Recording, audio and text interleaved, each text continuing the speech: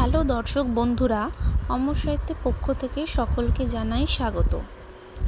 আজকে আমি রবীন্দ্রনাথ ঠাকুরের চতুরঙ্গ উপন্যাসটি নিয়ে আলোচনা করব। চলো তাহলে শুরু করা যাক।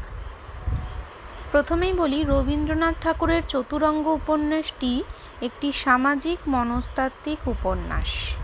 এটি মূলত শ্রীবিলাস, শচীশ, দামিনী এবং জ্যাঠামশাই এই চারজনের জীবন এবং তাদের মধ্যেকার সম্পর্ক ও মানসিক দ্বন্দ্বের একটি জটিল চিত্র ফুটিয়ে তোলে।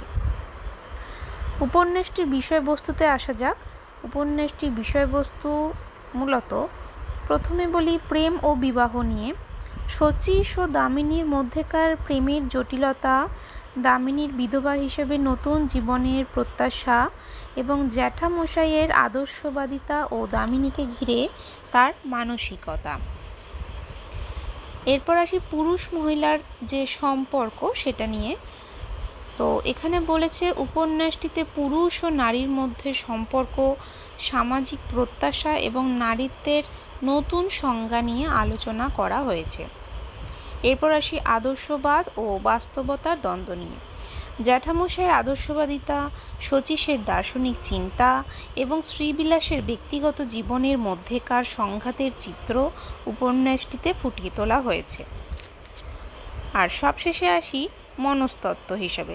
উপন্যাসটির চরিত্রগুলোর মানসিকতা, আবেগ ও চিন্তাভাবনার উপর জোর দিয়েছে, যা একে একটি মনস্তাত্ত্বিক উপন্যাস হিসেবে চিহ্নিত করা যেতে পারে।